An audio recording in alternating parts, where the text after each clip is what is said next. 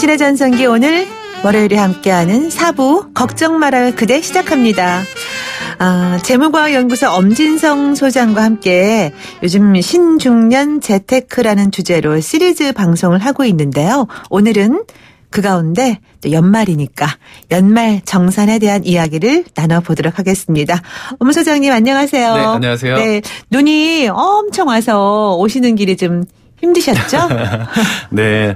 그래도 오랜만에 눈을 보니까 반갑고 좋긴 합니다. 네, 네. 잘 오셨어요. 그런데. 네. 왜냐하면 오늘 같은 날 또 우리 애청자분들의 주머니를 좀 두둑하고 따뜻하게 해줄 그런 내용으로 함께 하시잖아요. 네, 네. 지난 시간에도 신중년 개인연금에 대해서 이야기를 나눴는데 정말 문자가 많이 왔어요. 문의가 네. 또 많이 왔어요. 맞습니다.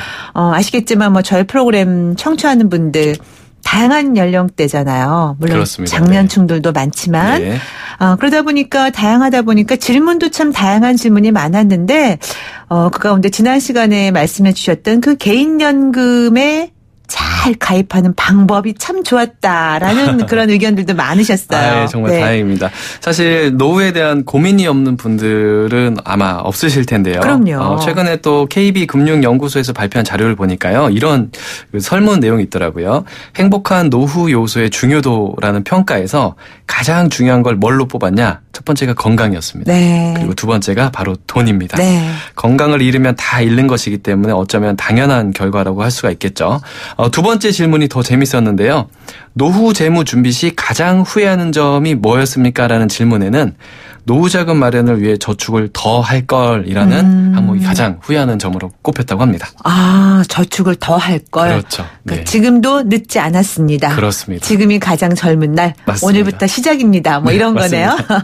네. 그런데 그건 알고 있지만 사실 하루하루 바쁘게 살아가다 보면 정작 그 노후까지 대비하기가 참 쉽지 않은 경우가 많아요. 맞습니다. 네. 많은 분들이 하루살이 인생이야. 하루 먹고 살기도 바빠. 이런 얘기를 그냥 하시잖아요. 네, 그만큼 빡빡하니까. 자녀분도 있고요. 당연하죠. 네. 교육도 시켜야 되고 결혼도 시켜야 되기 때문에 그렇습니다. 사실 그래서 지난 시간에 말씀드렸던 부분이 이 노후 자금 필요한 부분들을 정확하게 계산을 해보자라고 좀 말씀을 드렸어요. 네. 무턱대고 무조건 금융 상품을 여기저기서 추천한다고 가입하는 것이 아니라 순서가 있다는 부분을 말씀드렸는데요. 네. 우리가 노후 자금으로 생각할 수 있는 가장 첫 번째 부분은 바로 국민연금이죠. 네. 얼마 정도 수령하는지 반드시 체크를 해보시고 두 번째 회사에서 근무하시는 분들 같은 경우에는 퇴직연금을 받으실 수가 있습니다. 네. 그리고 세 번째가 바로 주택연금인데요. 내가 살고 있는 주택을 담보로 매월 일정 금액의 연금을 평생토록 수령할 수 있기 때문에 상당히 매력적이고 안정적이다라고 볼 수가 있습니다. 네. 그 다음에 말씀드렸던 게 네 번째 바로 연금저축펀드인데요. 세액공제 혜택도 받고 수익률도 좀 쌓아갈 수 있는 상품이라고 말씀드렸습니다. 네. 이렇게 계산을 다 해보고 나서 그래도 노후 자금이 조금 모자라다 하는 부분들 같은 경우에는 보험사의 연금 상품을 통해서 준비를 하시는 게 좀 좋겠다고 말씀을 드렸습니다. 네. 이제 네 가지를 요약할 수 있어요. 국민연금, 또 퇴직연금, 주택연금, 연금저축펀드. 네. 이 정도만 알고 맞습니다. 있어도 좀 부자가 될 수 있을 것 같아요. 네, 그렇습니다. 네. 이제 연말이잖아요. 뭐 연말에 이래저래 바쁜 일도 많은데 그 바쁜 와중에 또 챙겨야 하는 것들이 반드시 있는데 연말 정산 빼놓을 수 없잖아요. 그렇습니다. 근데 이제 네. 어떤 경우에는 직장인들이 이 연말 정산이 13월에 폭탄이다. 뭐 이런 사람도 예. 있고요. 아이고. 또 이제 그렇지 않은 반대쪽에서는 또 13월에 보너스다. 뭐 맞습니다. 이런 얘기도 있거든요. 이게 어떻게 양면이 동시에 공존하는 건가요? 사실은 예전에는 이제 소득공제나 세액공제 혜택을 많이 해주면서 보너스로 돌려받는 분들이 많으셨는데요. 네. 지금은 이제 많이 법이 바뀌어가지고 조금 떼고 조금 돌려주는 식으로 많이 바뀌었습니다. 그래서 연말정산을 잘 알고 네. 준비를 하지 않으면 정말 13월에 폭탄을 맞을 수가 있습니다. 네. 그래서 오늘 저희가 제대로 알아야지 하는 그런 의미에서 마련한 코너잖아요. 네. 자, 사연이 먼저 와 있는데요. 하나 사연부터 듣고 가겠습니다. 친구로부터 한 달에 25만 원씩 연금저축을 하면 연말 정산에 공제가 돼서 되돌려받는다는 얘기를 들었습니다. 저희도 이 얘기 계속 했는데. 네. 자, 그런데 준비를 할까 생각 중이에요. 단독 세대주인데 정규직 근로자고 어떻게 준비하면 되는지 추천 부탁드려요. 그리고 중간에 해약하면 피해가 크다고 했는데 피해 안 받고 안전하게 공제받는 방법 좀 알려주세요 하셨네요. 네네네. 이분 같은 같은 경우에는 연금저축 상품을 가입하고자 하는 케이스인데요. 네. 연금저축 상품 같은 경우에는 연간 총 1,800만 원 한도로 납입을 할 수 있는 상품입니다. 네. 여기 납입한 금액에서 400만 원 한도로 세액공제를 해주는 이 세액공제의 대표적인 상품이라고 볼 수가 있는데요. 네. 세액공제를 해줄 때는 연봉을 기준으로 확인을 합니다. 연봉이 5,500만 원 이하이신지 5,500만 원 이상이신지를 확인을 하게 되는데요. 만약에 이분 같은 경우에 연봉이 5,500만 원 이하인 경우라면 16.5%로 세액공제를 해주게 됩니다. 네. 쉽게 말씀드리면 400만 원까지 다 납입을 하신 다음에 16.5%를 계산해보면 66만 원 정도를 환급받게 되는 겁니다. 네. 이 연금저축이 그러니까 이제 연금저축 펀드 연금저축 펀드, 연금저축 신탁, 연금저축 보험 네. 모든 걸 포함해서 연금저축 상품이라고 하고요. 네. 은행, 증권, 보험사에서 다 가입을 하실 수가 네. 있습니다. 얘기 듣고 보니까 정말 많은 돈을 돌려받는 거예요. 400만 원에 66만 원이요. 맞습니다. 16.5%를 돌려받는 거고요. 네. 어떻게 보면 세금을 돌려받은 거를 반대로 생각해 보면 16.5%라는 수익률이라고 생각하시면 되고요. 네. 이걸 1년 내내 하는 게 아니라 12월 31일 되기 전에 한 번에 돈을 넣어놔도 이렇게 세액공제를 바로 받을 수가 있기 때문에 네. 올해가 넘어가기 전에 준비를 하시고 확인을 하시는 게 중요한 겁니다. 네, 이번 달 월급 받아서 400만 원 그냥 한 번에 넣어놔도 된다는 말씀이시죠? 그러셔도 됩니다. 네, 그러면 66만 원을 공제받을 수 있다. 네. 이런 얘기시네요. 근데 이제 만약에 5,500만 원 이상 고액 연봉자도 그건 달라지겠죠. 이제 연봉에 따라서 이제 세액공제 금액은 다른데요. 네. 5,500만 원 이하이신 분들은 16.5%로 계산이 되고 네. 5,500만 원이 넘는 분들 같은 경우는 13.2%로 공제금이 조금 줄어들긴 합니다. 네. 돈 좀 적은 사람들이 혜택을 더 많이 보는 게 사실은 더 네, 좋아요. 그런 식으로 만들어 놨습니다. 네, 네. 지금 문자 들어와 있는데요. 7260님.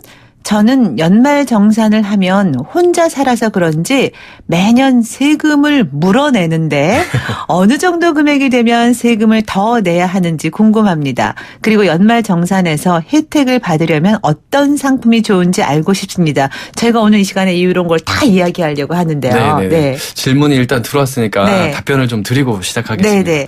일단 미혼인 경우 그리고 싱글인 경우 그다음에 사회초년생인 경우에는 네.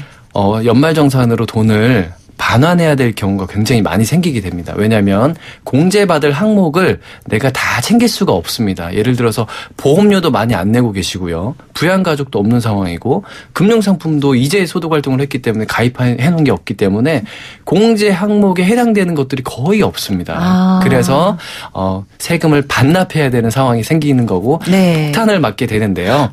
이럴 때 폭탄이라 그러는 그렇습니다. 사회초년생일 때는 어쩔 수 없습니다만 네. 1년차나 2년차가 지나면서 신용카드도 사용하시고 보험료도 납입을 하시고 그 사이에 가입한 금융상품들 대표적으로 주택청약통장이나 연금저축 상품이나 이런 상품들을 가입해 놓으시고 또 부모님이나 이제 형제 자매의 인적 공제나 이런 부양자 그 공제를 할 수 있는지를 한번 보셔야 돼요. 네. 그래서 가족 중에 형제가 있는데 부모님 공제를 누가 하는지 내가 하는지를 확인을 하셔가지고 그런 부분을 채워 넣어 놓으시면 공제를 받을 수가 있고요. 한 가지 더 말씀드리면 네. 많은 분들이 공제받는 거에 집중을 많이 하세요. 네. 그 얘기는 무슨 얘기냐면요. 회사에서 일정 금액을 매월 꼬박꼬박 세금을 미리 떼고 있습니다. 네. 그리고 연말에 내가 내야 될 세금과 받아야 될 세금을 정산해서 회사에서 많이 떼갔으면 우리한테 다시 돌려주는 거고 덜 떼갔으면 우리가 다시 반환을 해야 되는 거거든요. 네. 그래서 어떻게 보면 세금을 회사에서 많이 떼갔다는 거는 내가 그만큼 소득도 많았고 지출도 적었다는 얘기이기 때문에 너무 세금만 신경 쓰지 않으셔도 되는 부분입니다. 네. 자, 그런데 아까 이제 잠시 그 연금저축 얘기로 살짝 돌아가서요. 네. 네. 이제 그렇게 혜택이 많잖아요. 그렇습니다. 뭐 16.5% 네. 정도, 66만 원 정도 돌려받는다고 하셨는데 400만 원으로 적용을 했을 경우에. 근데 예를 들어 해약을 하게 되면 엄청난 손해인가요? 그러면? 이 상품을 가입하시고 나서 가끔씩 해약을 문의하신 분들이 계시는데요. 해약을 하시게 되면 지금까지 세액공제나 소득공제를 받았던 그 금액들을 소득세를 다 토해내셔야 되고요. 언제 해약을 하든지 간에. 네, 해약하는 시점에. 네, 해약하는 뭐 시점에. 10년 이상 장기로 부었어도. 네, 맞습니다. 네. 해약하는 시점에 토해내셔야 되고 지금까지 받았던 걸 다 반환하셔야 되고 해지 가산세와 기타 소득세를 같이 납부를 하셔야 되기 때문에 손실이 굉장히 크다라고 볼 수가 있습니다. 그동안 받았던 그 세액공제를 다 당연히 토해내야 내면서 되고요. 해지 가산세라는 게 맞습니다. 있어요. 내 맘대로 내가 들고 내가 해지하겠다는데. 가끔씩 이런 경우는 있을 수 있습니다. 네. 연금저축 펀드 상품을 가입하셔서 네. 수익이 굉장히 많이 난 케이스에서 급하게 돈이 필요한 상황에 이제 상품을 해약하는 경우 네. 수익이 많이 났기 때문에 세금을 내고 반환 금액을 다 토해낸다고 하더라도 돈이 남은 경우에는 네. 원금 플러스 알파로 돈을 가져갈 수가 있겠죠. 그리고 연금저축 상품 같은 경우에는 뭐 이사나 사망이나 여러 가지 상황에 따라서 제가 이제 그 상황에 맞춰서 해약을 하실 수가 있습니다. 네. 그런 경우에는 또 세금을 많이 줄여주기 때문에 상황별로 하시는 게 좋을 것 같습니다. 네, 그렇군요. 또 이제 사연 하나 있습니다. 안녕하세요. 저희는 맞벌이 부부인데요. 1년 연봉이 저는 5천만 원, 아내는 3천만 원입니다. 이 경우 카드 공제액을 어떻게 배분해야 좋을지요? 같은 금액을 공제받더라도 소득에 따라 다르다고 들었는데 라고 하셨어요. 예. 결론부터 맞벌이 요즘 많잖아요. 네. 네. 결론부터 말씀드리면요. 네. 맞벌이 부부 중에 연봉이 작은 아내분 쪽으로 우선 신용카드를 사용하시는 게 좋겠습니다. 적은 사람이? 네, 두 사람 중에 연봉이 적은 분 쪽으로 신용카드를 몰아서 사용하는 게 좋은데요. 네. 신용카드 이 소득공제는 자신의 연봉의 25%를 초과한 금액을 그 사용한 만큼 공제를 해주게 되어 있습니다. 내 월급의 연봉의 4분의 1을 넘는 금액을 돈을 다 신용카드로 썼어야 네. 그 차액을 계산을 해주는데요. 예를 들어서 말씀드리면 연봉 5천만 원이다. 그러면 연봉의 25%니까 1250만 원. 자, 1250만 원을 넘게 신용카드를 사용했어야만 그 차액분, 초과한 차액분을 신용카드로 공제를 해주는 거예요. 생각보다 신용카드를 많이 써야 된다는 얘기입니다. 그러네요. 자, 이분 같은 경우에는 아내분의 연봉이 3천이고 남편분의 연봉은 5천이에요. 네. 그래서 아내분의 연봉 3천만 원을 생각해보면 연봉의 25% 계산해보면 750만 원이죠. 그래서 두 부부가 신용카드를 사용하시면서 750만 원을 넘기기는 상당히 수월합니다. 네. 따라서 아내분 쪽으로 신용카드를 좀 몰아서 사용하시면 이 신용카드 소득공제, 세액공제 되는 부분만 딱 생각했을 때는 조금 더 유리하다라고 볼 수가 있습니다. 네. 그런데 이제 우리가 뭐 신용카드만 쓰는 것이 아니라 뭐 체크카드도 있고 또 하다 보면 현금도 쓰게 되는 그렇습니다. 경우 있잖아요. 네. 그러면 소득공제는 그럴 때 어떻게 사용하는 게 유리한지요? 네. 신용카드를 사용하시는 것도 좋고 체크카드, 현금카드, 그다음에 현금 영수증 다 발급받는 거 좋은데요. 네. 결론적으로 말씀드리면 현금이나 체크카드 그리고 전통시장에서 사용하는 금액에 대한 소득공제 금액이 크기 때문에 그렇게 사용하시는 게 훨씬 유리하세요. 그러니까 자. 체크카드를 쓰든가 현금을 쓰든가. 네, 맞습니다. 공제율이 달라요. 신용카드는 15%까지밖에 안 해주고 네. 전통카드, 현금, 영수증 이런 부분은 30%까지 공제를 해주기 때문에 똑같은 금액을 사용했다고 하더라도 공제율 자체가 크니까 돌려받는 금액이 크겠죠. 그럼 현금을 사용했을 경우에는 현금 영수증을 영수증. 반드시 발급받아야 맞습니다. 되는 거고 네.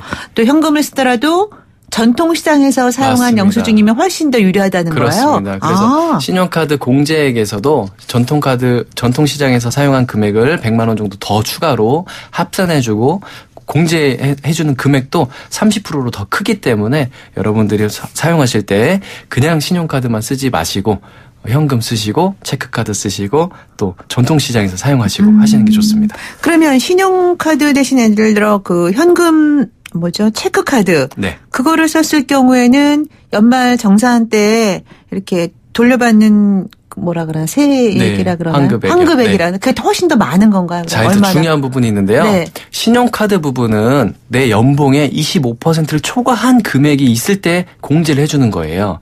그래서 연봉의 25% 이하까지 앞에서 말씀드렸던 것처럼 3천만 원 기준에 750만 원이었죠. 750만 원까지는 우선 포인트나 할인 혜택이 있는 신용카드를 먼저 쓰셔서 네. 750만 원이라는 금액을 딱 맞추고 네. 그 다음부터는 공제 금액이 30%가 되는 현금이나 체크카드를 사용하시는 게 좋은 거예요. 그래서 연봉의 25% 이하는 신용카드를 먼저 사용하시고 네. 그것을 이제 초과하는 금액을 쓰신다. 그때부터는 이제 체크카드와 현금, 그다음에 전통시장을 주로 이용하시는 게 좋습니다. 근데 생각보다 참 돌려받는 금액이 적은 것 같아요. 이 부분 좀 말씀 좀 드려볼까요? 네. 사실은 이 부분이 바로 포인트인데요. 적게 받는 게 포인트는 아니겠죠? 맞습니다. 신용카드를 아무리 많이 써도 네. 정작 돌려받는 금액은 계산을 해보면요. 많아야 7만 원에서 25만 원 수준이에요. 네. 그런데 재미있는 것은 이 신용카드 사용을 좀 줄이고 현금과 체크카드를 사용하고 매월 생활비 자체가 이렇게 현금 위주로 사용을 하시게 되면 생활비 자체가 20% 이상 줄어들게 돼요. 그래서 100만 원 쓰던 사람은 80만 원이나 90만 원 정도로 생활비가 줄어들게 되거든요. 네. 그래서 딱 한 번만 딱 3개월만 실천을 해보셨으면 좋겠습니다. 신용카드 공제액이 크지만 신용카드 사용을 좀 줄이고 현금이나 체크카드 위주로 좀 사용하시고 네. 실제 소득공제로 돌려받는 금액이 생각보다 작습니다. 그러게 말이에요. 매월 쓰는 생활비 자체를 줄이시는 게 가장 좋은 재테크라고 보시는 게 맞습니다. 네. 소득공제를 돌려받는 금액이 정말 생각보다 참 작은데 맞습니다. 말씀하시는 것처럼 진짜 생활비 자체를 줄이는 것이 그야말로 그렇습니다. 돈 버는 거라는 생각이 드네요. 우리가 근데 카드가 있으니까 그냥 너무 생각 없이 또 그냥 쓰게 되는 경우가 있거든요. 그렇죠. 네. 카드 되도록이면 안 쓰고 현금을 쓰고 체크카드를 쓰는 습관을 좀 길러야 될 게 같아요. 네, 사실 이제 국세청에서도요, 신용카드 소득공제 되는 부분은 15%밖에 적용을 안 해주잖아요. 네. 왜 그러냐면 신용카드 사용은 부채라고 생각을 하고 있는 거예요. 네. 그래서 부채를 많이 양산하는 것보다는 부채를 줄이기 위해서 공제 금액을 좀 많이 줄여놨고요. 네. 현금과 체크카드 그리고 전통시장 활성화를 위해서 그런 부분은 30%까지 공제 금액을 올려놨습니다. 네. 연말 정산도 좋지만 무엇보다 좀 알뜰살뜰 절약하면서 그렇습니다. 이왕이면 카드보다 현금을 쓰는 습관을 기르는 게 그래도 조금 절약할 수 있는 기회가 될 것 같네요. 자, 노래 한 곡 듣고 사연으로 또 이어가 보겠습니다. 지금 노래는요. 아까 8358님께서 신청하신 곡 준비했어요. 멜라니 사프카의 The Saddest Thing. 당신의 전성기 오늘 4부 걱정 말아요 그대 함께하고 있습니다. 오늘 이 시간에는 연말정산에 대해서 이야기 나누고 있는데요.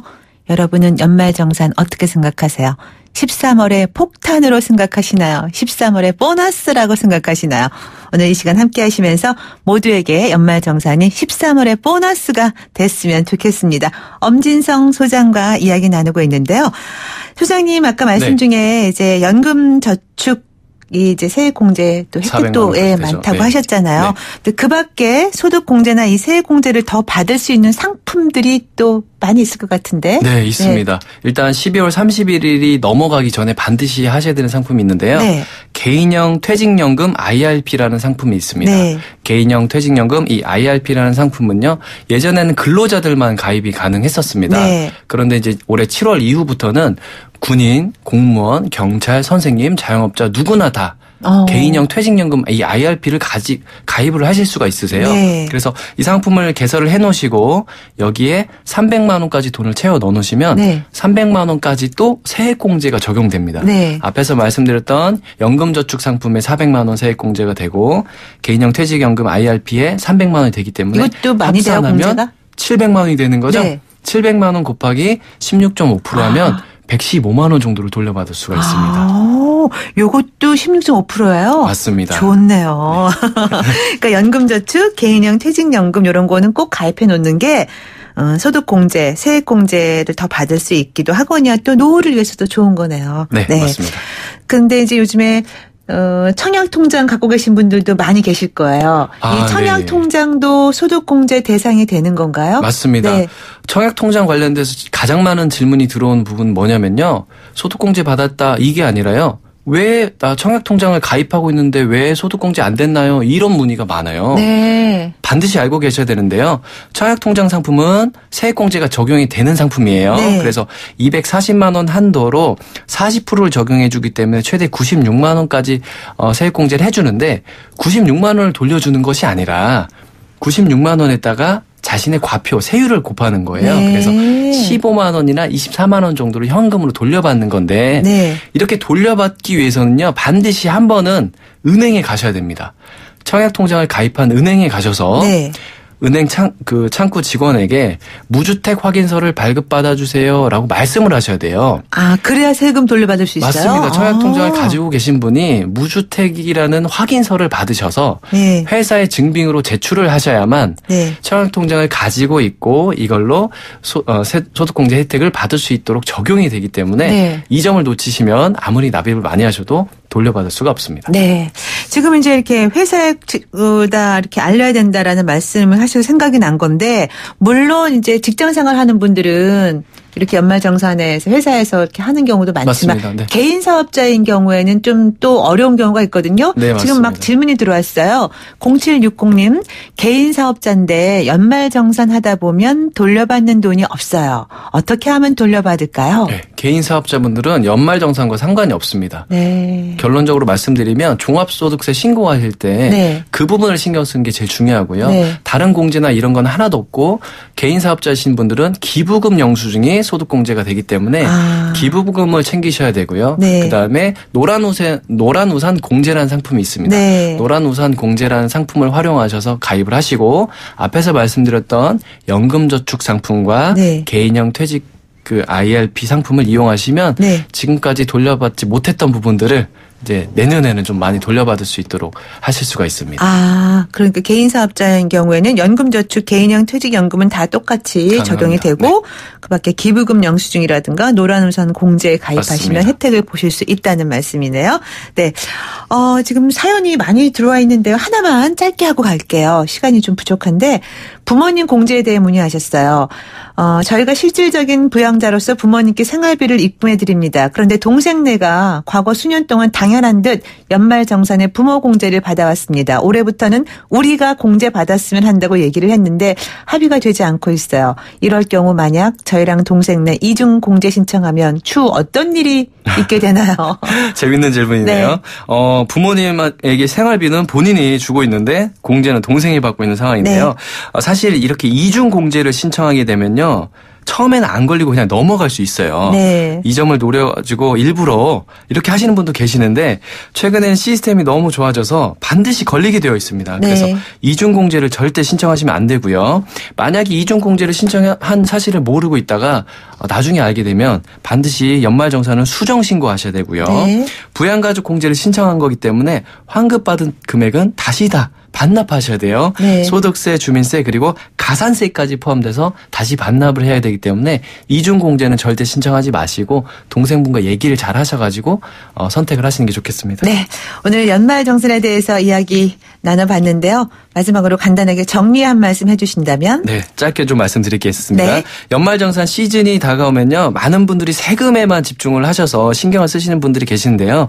그렇게 하지 마시고 국세청의 홈택스와 모바일 연말정산을 활용하셔가지고 신용카드 지출이 얼마인지 현금 지출이 얼마인지 정확하게 좀 파악을 해보시고요. 네. 올해 돈을 얼마나 벌었고 얼마나 지출을 했고 또 얼마나 모았는지를 다시 한번 점검해 보시고 내년 계획도 세워보시는 좀 소중한 시간이 좀 되셨으면 좋겠습니다. 네, 오늘 말씀 잘 들었습니다. 지금까지 걱정 말아요 그대 재무교육연구소 엄진성 소장과 함께 신중년 재테크 연말정산에 대해서 알아봤습니다. 고맙습니다. 네, 감사합니다. 당신의 전성기 오늘 함께 하신 순서 이제 마칠 시간이 다 됐네요. 오늘 함께 하신 여러분 감사하고요. 눈길 조심하시고요. 따뜻하고 향기로운 하루 보내시기 바랍니다. 끝곡으로 조관우의 겨울 이야기 들려드릴게요. 노래 들으면서 인사합니다. 저는 내일 아침 10시 20분에 다시 올게요. 지금까지 김명숙이었습니다. 여러분 오늘이 가장 젊은 날입니다.